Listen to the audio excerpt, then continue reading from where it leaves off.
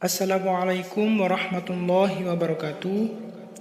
Kali ini kita akan belajar kitab Aqidatul Awam dengan nadom bab peristiwa Isra Mi'raj Nabi Muhammad SAW. Bismillahirrahmanirrahim. وقبل هجرة النبي الإسراء من مكة ليلا لقدس يدرى وبعد إسراء عروج للسماء حتى رأى النبي ربا كلما من غير كيف وانحصار وافترض عليه خمس بعد 50 نفرات وبلغ الأمة بالإسراء وفرض 5 بلا امتراء.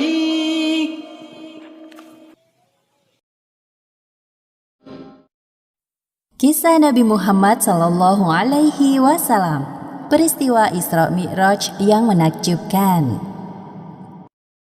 Peristiwa Isra Mi'raj disebutkan dalam Al-Quran, Surat Al-Isra ayat 1, Surat An-Najm ayat 13 hingga 17, juga di beberapa hadis. Arti kata Isra adalah perjalanan Nabi Muhammad Sallallahu Alaihi Wasallam dari Masjidil Haram ke Masjidil Aqsa. Sedangkan arti dari Mi'raj yaitu kelanjutan dari perjalanan Nabi untuk naik ke Sidratul Muntaha, langit yang tertinggi. Tatkala Nabi Muhammad SAW sedang berada di suatu tempat bernama Al-Hijr, beliau didatangi oleh malaikat Jibril. Jibril hendak mengajak Nabi ke sumur Zam-Zam yang terletak tidak jauh dari Ka'bah. Di tempat inilah Jibril membelah dada Nabi Muhammad untuk kedua kalinya.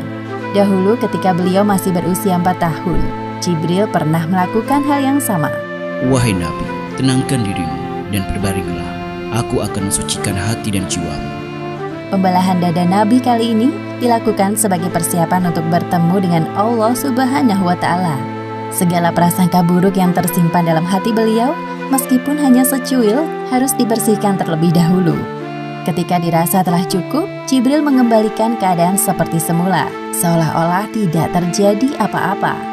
Ketika Nabi membuka mata, beliau melihat ada seekor hewan menyerupai kuda, lengkap dengan pelana dan tali kekangnya.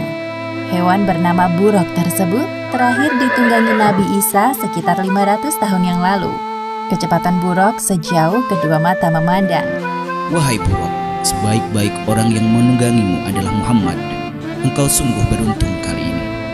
Nabi Muhammad duduk di punggung buruk, melewati Masjidil Haram menuju Masjidil Aqsa di Palestina. Jibril mengajak Nabi untuk sejenak melupakan kota Mekah yang penuh masalah. Perjalanan pada malam hari inilah yang disebut peristiwa Isra. Sebagaimana yang disebutkan dalam Al-Quran, Surat Al-Isra ayat 1. Maha suci Allah yang telah memperjalankan hambanya pada suatu malam dari Masjidil Haram ke Masjidil Aqsa, yang telah kami berkahi sekelilingnya agar kami perlihatkan kepadanya sebagian tanda-tanda kebesaran kami. Sesungguhnya Dia Maha mendengar lagi Maha mengetahui. Buruk melesat dengan kecepatan tinggi. Sesampainya di Masjidil Aqsa, Nabi menambatkan buruk di sebuah besi dan berjalan memasuki masjid. Lalu beliau sholat 2 rakaat. Selepas sholat, malaikat Jibril membawa 2 buah minuman ke hadapan Nabi Muhammad. Gelas pertama berisi khamr dan satunya berisi susu. Wahai Muhammad, pilihlah salah satu di antara 2 minuman ini. Ternyata Nabi Muhammad mengambil gelas yang berisi susu. Wahai Muhammad, engkau telah memilih sesuai fitrah. Setelah itu malaikat Jibril mengajak Nabi Muhammad naik ke langit. Inilah yang disebut peristiwa Mi'raj. Hanya sekejap, Jibril dan Nabi Muhammad telah tiba di depan pintu langit pertama atau disebut juga langit dunia. Wahai penjaga pintu langit, bukalah pintunya. Siapakah engkau? Aku Jibril. Siapa yang bersamamu? Muhammad. Apakah dia telah diutus kemari? Ya, Muhammad telah diutus. Malaikat penjaga pintu langit segera membukakan pintu dan menyapa Nabi Muhammad. Selamat datang di langit dunia, wahai Muhammad. Sungguh orang terbaik telah datang. Jibril dan Nabi Muhammad memasuki langit yang pertama. Mereka berjalan melewati seorang laki-laki dengan ruh-ruh manusia di samping kanan kirinya. Ketika melihat ke arah kanan, laki-laki itu tertawa. Sedangkan ketika laki-laki itu melihat ke arah kiri, beliau tampak sedih. Siapakah laki-laki itu, wahai Jibril? Dia adalah Adam, manusia sekaligus nabi pertama di bumi. Ucapkan salam kepadanya. Nabi Adam yang mengetahui kedatangan Nabi Muhammad langsung mengenali beliau dan menyapa dengan hangat. Assalamualaikum warahmatullahi wabarakatuh. Waalaikumsalam warahmatullahi wabarakatuh. Selamat datang, wahai putraku yang soleh. Malaikat Jibril menjelaskan penampakan para ruh di sekitar Nabi Adam kepada Nabi Muhammad. Para ruh sebelah kanan beliau adalah ruh para syuhada, sedangkan ruh yang berada di sebelah kiri beliau adalah ruh orang-orang yang sengsara. Selain itu, Nabi Muhammad juga diperlihatkan azab bagi orang yang gemar memakan harta anak yatim.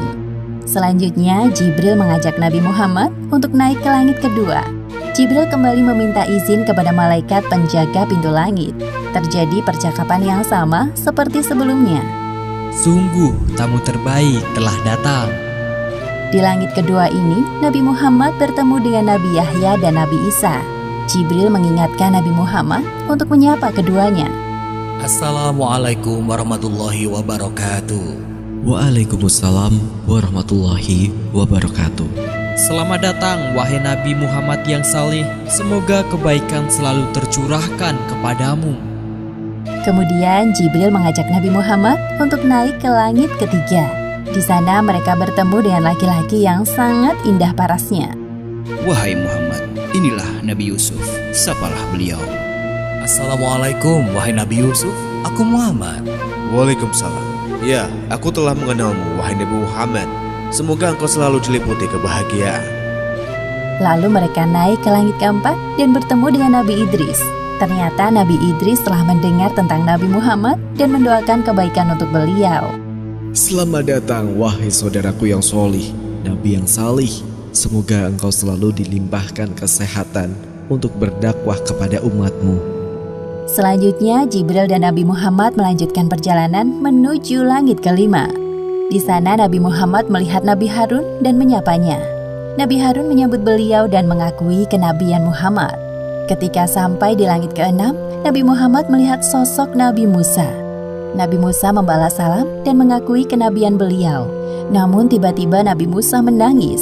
Jibril yang penasaran bertanya kepadanya. Wahai Musa, mengapa engkau menangis? Aku menangis karena ternyata ada nabi yang diutus setelahku, tapi umatnya lebih banyak yang masuk surga dibandingkan umatku. Setelah berpamitan dengan Nabi Musa, Jibril mengajak Nabi Muhammad untuk naik ke langit ketujuh. Di sana mereka bertemu dengan Nabi Ibrahim. Ya Rasulullah, ini adalah Nabi Ibrahim, bapak para nabi. Selamat datang wahai cucuku yang saleh. Senang sekali berjumpa denganmu. Wahai Muhammad, sampaikan kepada umatmu salam dariku. Katakan kepada mereka bahwa surga itu nyata. Tanahnya subur, ada beraneka ragam tanaman tersedia untuk memanjakan mata dan lidah mereka. Semua hal yang mereka inginkan tersedia di surga.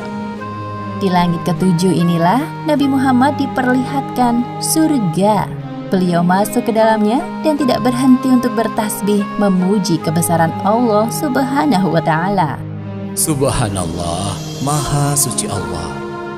Seusai berkeliling surga, tibalah saatnya bagi Nabi Muhammad untuk naik ke Sidratul Muntaha. Pada momentum ini, Jibril menampakkan wujud aslinya sebagai malaikat. Wahai Rasulullah, sebentar lagi engkau akan bertemu dengan Sang Penciptamu. Namun, aku tidak bisa mengantarmu.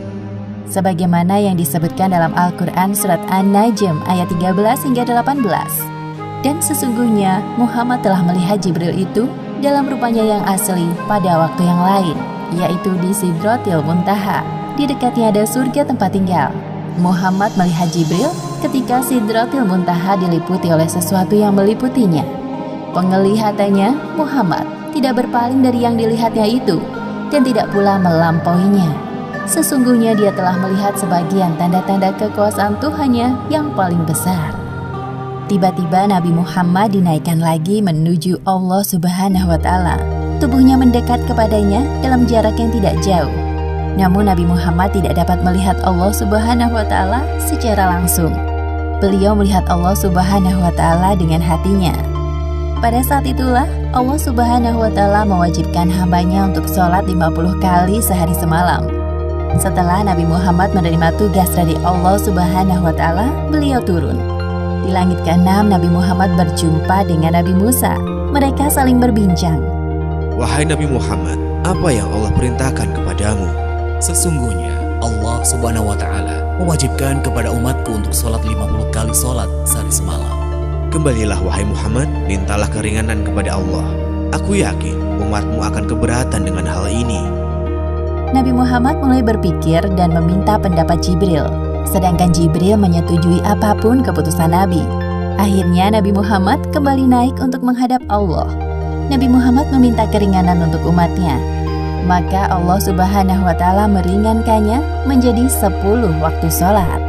Kemudian Nabi Muhammad kembali ke langit ke-6 dan bertemu dengan Nabi Musa. Mendengar jawaban dari Nabi Muhammad, Nabi Musa menyuruh beliau untuk meminta keringanan lagi.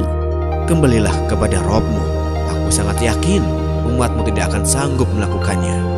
Nabi Muhammad kembali menghadap Allah Subhanahu wa Ta'ala. Lalu Allah Subhanahu wa Ta'ala meringankan menjadi 5 kali waktu sholat. Nabi turun lagi ke langit ke-6. Di sana Nabi Musa telah menunggu Nabi Muhammad. Nabi Musa kembali menyarankan beliau untuk kembali meminta keringanan kepada Allah Subhanahu wa Ta'ala. Wahai Nabi Musa, aku telah malu kepada Robku. Aku rela dengan keputusan ini. Kemudian Nabi Muhammad berpamitan dengan Nabi Musa dan meneruskan perjalanan. Ketika itu terdengar suara dari langit. Wahai Muhammad, engkau telah menyetujui farduku dan aku telah memberikan keringanan untuk para hambaku. Perintah sholat 5 waktu nilai pahalanya sama seperti 50 waktu dalam sehari semalam. Allah Subhanahu wa Ta'ala sangat menyukai ibadah sholat karena membuat umatnya terus ingat kepadanya. Serangkaian perjalanan Isra Mi'raj Nabi Muhammad akhirnya usai. Setibanya di Masjidil Aqsa, Malaikat Jibril menghadirkan para ruh nabi-nabi terdahulu untuk menjadi makmum sholat Nabi Muhammad. Setelah itu, Nabi Muhammad naik ke punggung buruk untuk kembali ke Mekah dan tiba di sana sebelum pagi hari. Demikianlah akhir kisah peristiwa Isra Mi'raj yang menakjubkan.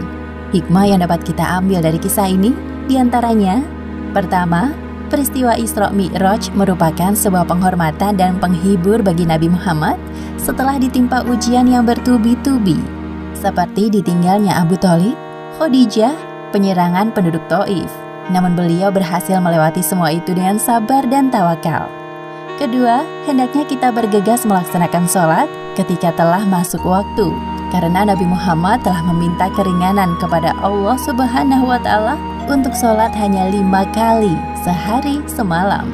Wallahu a'lam bishawab.